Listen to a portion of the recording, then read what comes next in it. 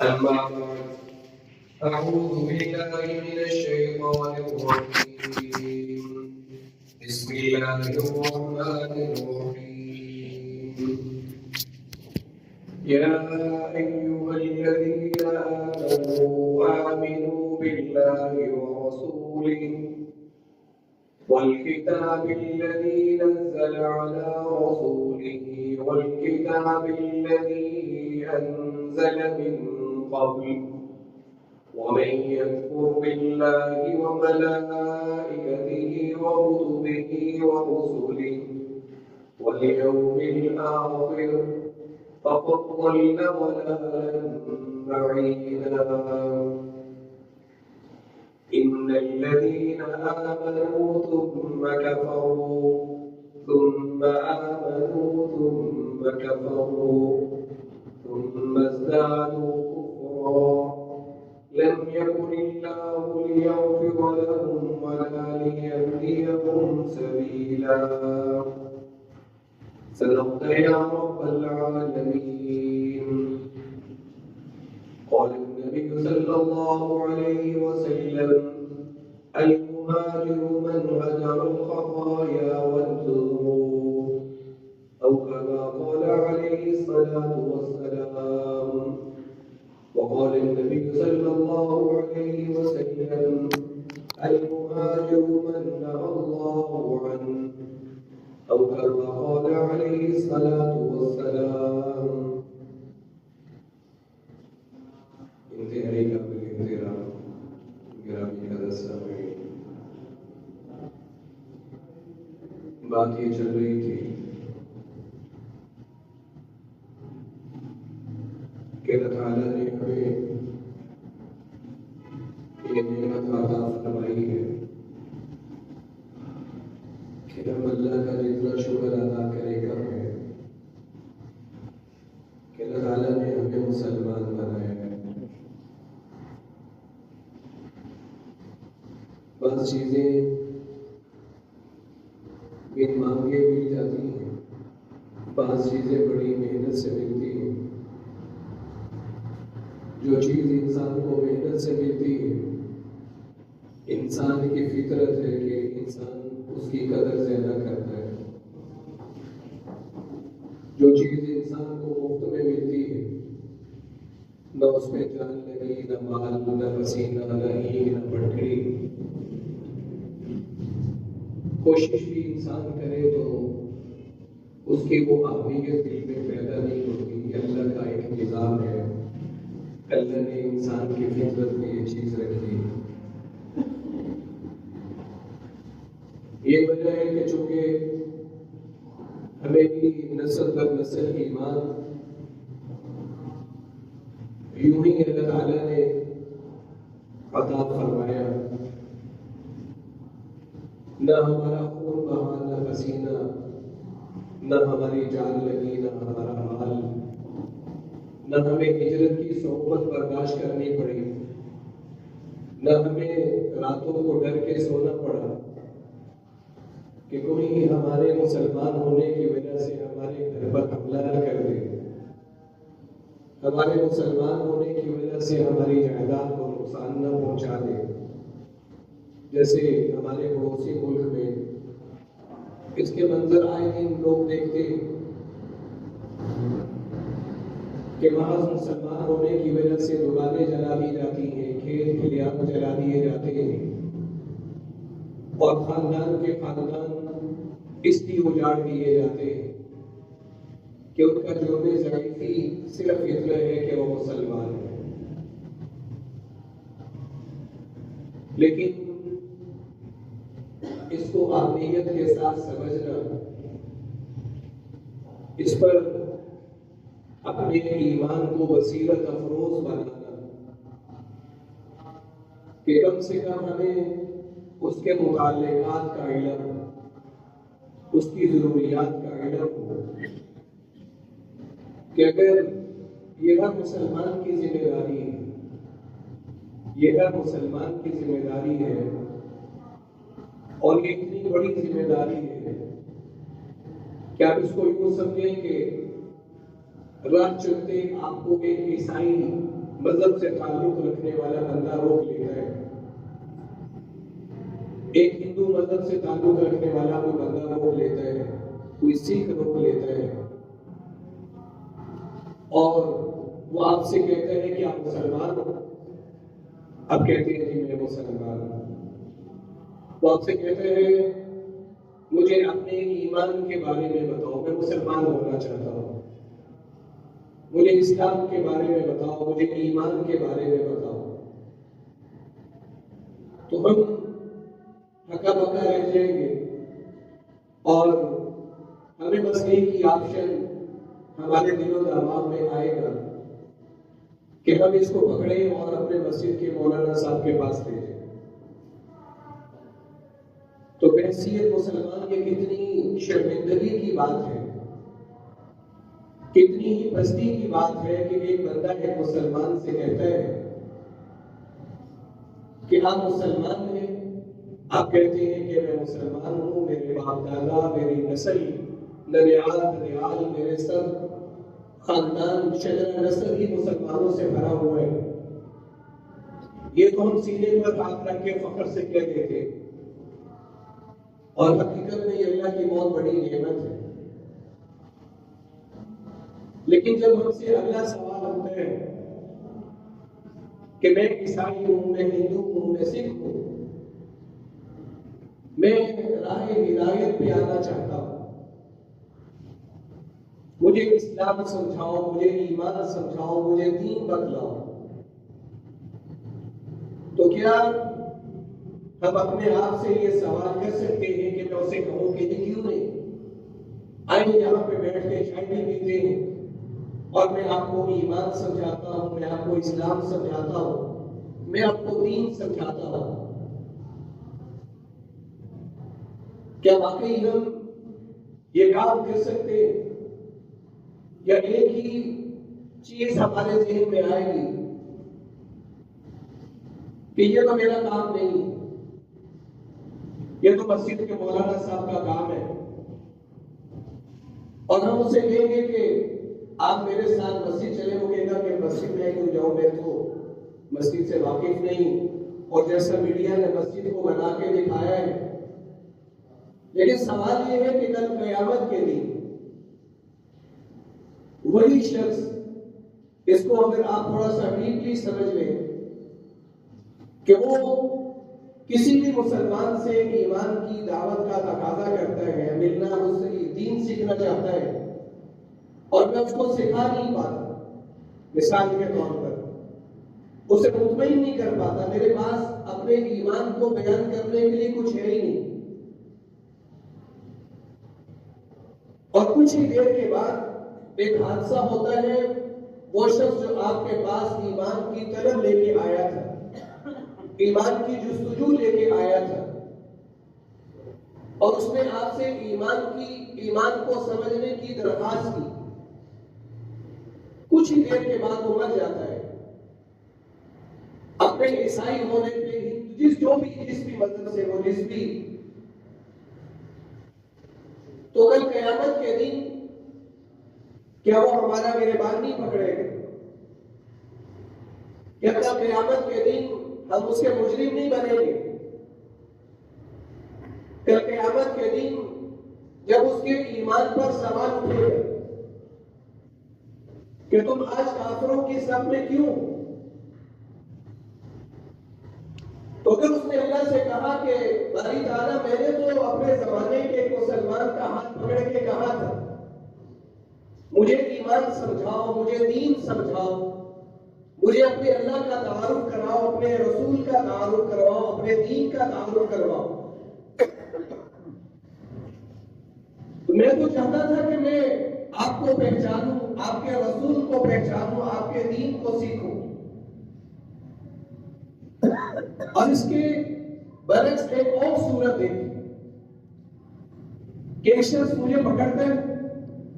اور مجھے کہتے ہیں کہ اور ملکی حالات پہ گفتگو کرتے ہیں، ملکی حالات پہ گفتگو کرتے ہیں، ملک کی سیاست پہ گفتگو کرتے ہیں، ملک میں ہونے والے کھیل تماشے پہ گفتگو کرتے ہیں، ملک میں لگنے والی فلموں کو ڈسکس کرتے ہیں، ڈراموں کو ڈسکس کرتے سی پارٹی الیکشن میں جیت رہی ہے، کون سی پارٹی الیکشن میں ہار رہی ہے، آنے والا دور کس کے اقتدار کا ہے، کون وزیر اعظم بنے گا، کون صدر بنے گا، کیا کیا صورتحال ہوگی،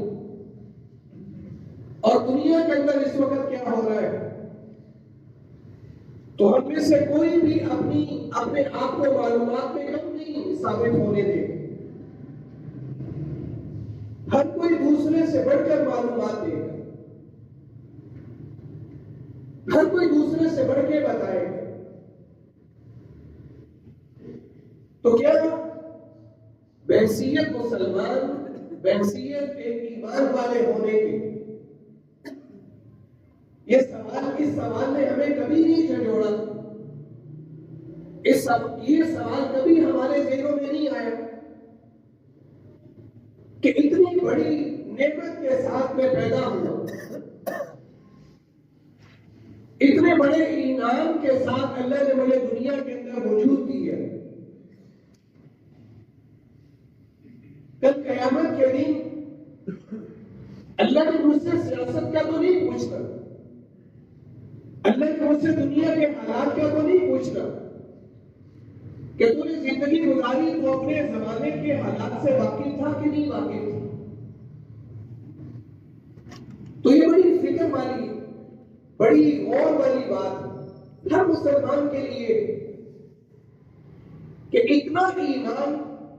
اتنا دین، اتنا شعور، یہ ہر سمجھدار مسلمان کے لیے ضروری کہ وہ علی وجہ بصیرت سمجھا سکے کہ دین کیا ہے، وہ سمجھا سکے کہ اسلام کیا ہے، وہ سمجھا سکے کہ اسلام کے بنیادی ارکان کیا ہے، وہ قائل کر سکے کہ ہم مسلمان، بحیثیت مسلمان کن کن چیزوں پر ایمان رکھتے ہیں۔ یہ بڑی ہی شرمندگی کی ایک مسلمان کے لیے بات ہے کہ کوئی اسے کہے کہ مجھے ایمان سکھاؤ، مجھے دین سکھاؤ، تو ہم کہیں کہ ہم حیران ہو یا پریشان ہو یا اپنے اندر شرمندگی محسوس کریں، اور ہمارے پاس اس سوال کا جواب اس کے علاوہ کچھ نہ ہو کہ ہم کہیں کہ آپ ذرا وقت نکالیں، میں آپ کو مسجد کے مولانا صاحب کے پاس لے جاتا ہوں، میں تو جی بس سادہ سا مسلمان ہوں، میں تو جی بس ایک عام سا مسلمان ہوں،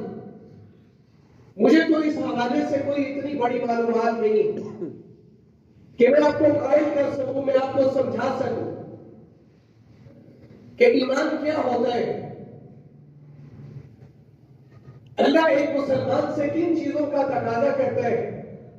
ہمارا دین کیا ہے، ہمارے نبی کی سیرت کیا ہے۔ ویسے ہمارے پاس دنیا جہاں کی معلومات ہو،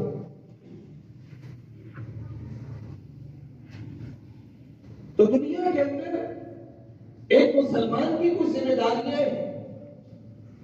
جیسے دیگر ذمہ داریوں کا ہمیں احساس ہے، ہمیں احساس ہے کہ ہم والد ہیں، ہمارے بچے، ہماری بیوی ہماری ذمہ داری ہے، ہم ایک دکان پہ بیٹھے ہیں، وہ دکان ہماری ذمہ داری ہے، ہمیں ایک کاؤنٹر پہ، ہمیں گلے میں بٹھایا گیا ہے، اس کی حفاظت ہماری ذمہ داری ہے، ہم خاندان کے بڑے ہیں، بحیثیت بڑے ہونے کے خاندان کے چھوٹوں کی فکر کرنا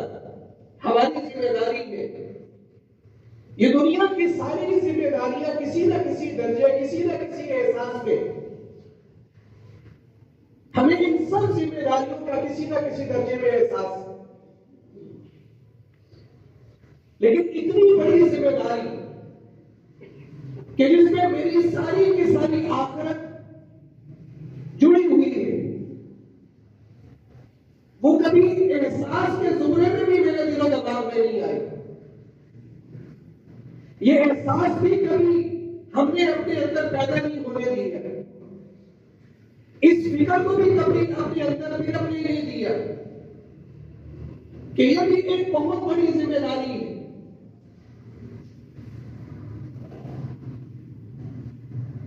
تو بات یہ چل رہی تھی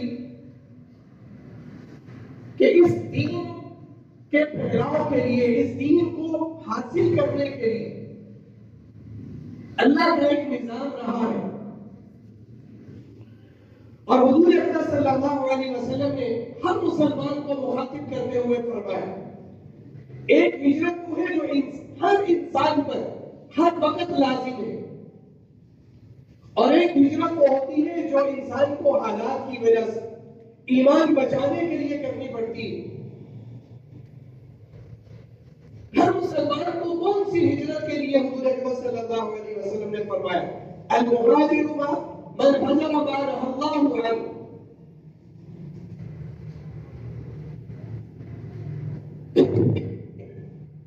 مہاجر وہ ہوتا ہے جو اللہ کے ممنوع کردہ جن چیزوں سے اللہ نے روک دیے وہ ان کے قریب جانے سے رک جائے۔ المہاجر من ہجر الخطایا والذنوب، لوگوں اصل مہاجر وہ ہے جس نے اپنے ایمان کو گناہوں کی دلدل سے، اپنے ایمان کو اللہ کی معصیت سے بچا لی ہے۔ یہ ہر مسلمان یہ ہجرت یعنی گناہوں سے دور چلے جاتا، یہ ہر مسلمان کے لیے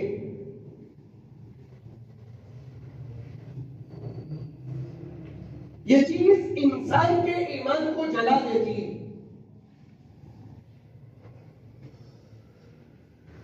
اور حضور اکرم صلی اللہ علیہ وسلم کے زمانے میں جب مکے والوں نے ایمان والوں کے لیے راستہ تنگ کر دیا تو سن 5 نبوی میں، سن 615 عیسوی میں دیکھیں جو لیڈر ہوتے ہیں، جو رہنما ہوتے ہیں، جو قائد ہوتے ہیں، جو سچے قائد ہوتے ہیں، جو سچے لیڈر ہوتے ہیں، جنہوں نے دنیا کو لیڈ کرنا ہوتا ہے، ان میں سب سے بڑی شخصیات اپنے زمانے کے نبی ہوتے ہیں، اور ہر زمانے کا نبی اپنے زمانے کے لوگوں کے لیے ایک رول ماڈل ہوتا ہے۔ آپ نے جب لوگوں سے کہا کہ تم یہاں سے اب ہجرت کر جاؤ، اور حضور اکرم صلی اللہ علیہ وسلم نے بڑی عجیب بات فرمایا حبشہ چلے جاؤ، جسے آج کل ایتھوپیا کہتے ہیں، حبشہ چلے جاؤ، وہاں ایک بادشاہ ہے، اس کی مملکت میں کسی پہ ظلم نہیں ہوتا۔ ایک بادشاہ ہے، اس کی مملکت میں کسی پر ظلم نہیں ہوتا۔ یہ بادشاہت ہوتی ہے۔ بننا بڑا آسان ہے، آپ 2 نہیں، 4 نہیں، 6 نہیں، 10 نبیاں کر کے زبان اقتدار سنبھال لیتے ہو، لیکن یہ کتنی دیر کا اقتدار ہے؟ جب سے یہ دنیا بنی ہے بڑے بڑے بادشاہ آئے، بڑے بڑے دعوے کرنے والے آئے، لیکن آپ تاریخ کے اوراق ڈال لیجیے، چند ایک آپ کو ملیں گے جو اپنی قبروں کے نشان کے اعتبار سے باقی رہ گئے، اور اللہ نے بعضوں کی قبریں ایسی بنائی کہ یقین کریں کہ انسان جب ان قبروں پہ جاتا ہے تو ایسا خوفناک منظر ہوتا ہے کہ انسان کبھی اس کی حشمت اور وجاہت کی تعریف کو دیکھتے ہیں، اس کے خوف اور دبدبے اور اس کے زمانے کے اقتدار کو دیکھتے ہیں، اور کبھی اس کی بوسیدہ پھٹی ہوئی اجڑی ہوئی ویران قبروں کو دیکھتے ہیں۔ یہ تو کل قیامت کے دن جب سب سے مشکل حساب ایک گھر کے نظام چلانے والے فرد کو صرف 5 سے 6 افراد کا حساب دینا ہوگا، اپنے بچوں کا دینا ہے، اپنی بیوی کا، اپنے ماں باپ کا، رشتے داروں کا، یہ پوروں پہ گنے جانے والے افراد، ہر فرد کا حساب اس کے سربراہ سے لیا جائے گا، تو 6 سے 7 بندوں کا نظام چلانے والا ایک فرد اگر اپنے آپ کو قیامت کے کٹہرے میں کھڑا کرا محسوس کرے کہ میں اللہ کے کٹہرے میں ہوں، قیامت کا دن ہے، مجھ سے میرا رب پوچھ رہا ہے، تمہیں میں نے اختیار دیا، اقتدار دیا، تم ایک گھر کے مالک تھے، تم نے کتنا انصاف کیا، تمہارے اعمال نامے میں یہ ظلم پڑا ہوا ہے، تم ایک فیکٹری کے آنر تھے، فیکٹری کے مالک تھے، 100-200 تمہارے ماتحت ملازم تھا، لیکن تمہارا نامہ اعمال ان پر ظلم سے بھرا پڑا ہے۔ تو جو آدمی کروڑوں لوگوں کے حساب و کتاب کی ذمہ داری لے لیتا ہے، یہ وہ مزہ ہے، اپنے ساتھ بڑی دوائیاں لے کے آتا ہے،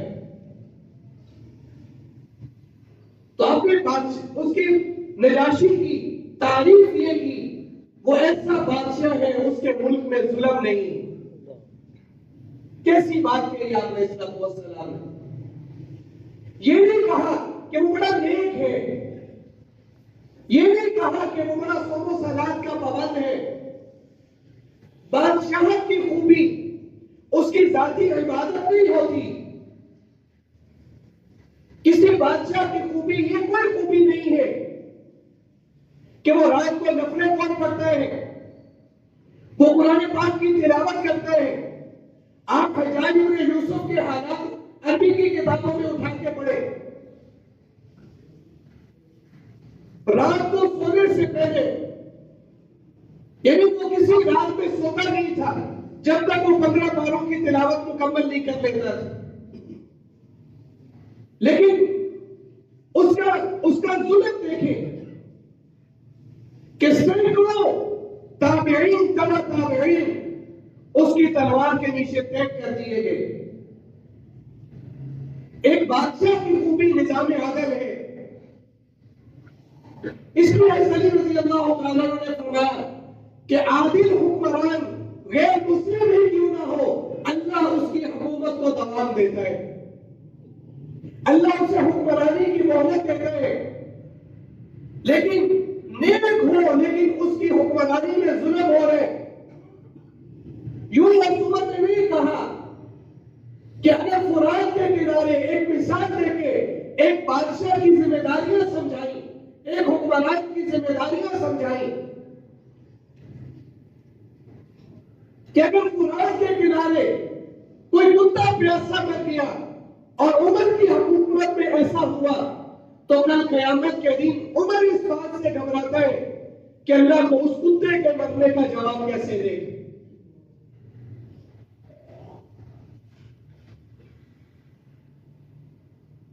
تو فرمایا کہ تم حبشہ، نجاشی اس علاقے کے بادشاہ کا لقب ہوا کرتا تھا۔ نجاشی کسی فرد واحد کا نام نہیں ہے، جیسے فرعون کسی فرد واحد کا نام نہیں۔ فرعون مصر میں جو بھی صاحب اقتدار ہوتا تھا اسے فرعون کہا جاتا تھا، جیسے موسیٰ علیہ السلام کے زمانے کا جو فرعون تھا اس کا نام رعویس تھا۔ اسی طرح نجاشی، حبشہ کا جو بادشاہ تھا نجاشی، اس کا نام اصحمہ تھا۔ تو پہلی ہجرت جو مکے سے مدینے کی طرف ہوئی اس میں 15 افراد تھے، اس میں 11 مرد اور 5 خواتین، اور ان 15 افراد کے مجموعے کے اندر حضور اکرم صلی اللہ علیہ وسلم کا اپنا گھرانہ بھی ہے، حضرت رقیہ بھی ہے، اور حضرت عثمان بن عفان رضی اللہ تعالیٰ عنہ بھی ہے۔ یہ ہوتی ہے قیادت کہ تکلیف میں جو قائد ہوتے ہیں، جو رہنما ہوتا ہے، وہ لوگوں کے لیے رول ماڈل بنتے ہیں، اور حضور اکرم صلی اللہ علیہ وسلم کی قیادت تو پھر کیا ہی کہتے ہیں کہ ایک صحابی نے آگے کہا یا رسول اللہ یہ دیکھیے پیٹ پہ پتھر ہے، تو امت کو کیسی قیادت سمجھائی؟ اگر وہ نہ دکھاتا تو شاید قیامت تک یہ منظر دنیا کے سب میں بھی نہ آتا کہ حضور نے دکھایا کہ ایک پتھر کمر پہ بھی ہے اور ایک پتھر پیٹ پہ بھی ہے۔ امت سے کہا کہ تم بس 5 نمازیں ادا کرو، تم پہ 5 فرض ہیں۔ ساری زندگی تہجد کو حضور اکرم صلی اللہ علیہ وسلم نے فرض کی طرح ادا کی ہے۔ زندگی کی کوئی رات ایسی نہیں جس کی صبح تہجد کے بغیر ہوئی ہو۔ حضرت عائشہ فرماتی ہے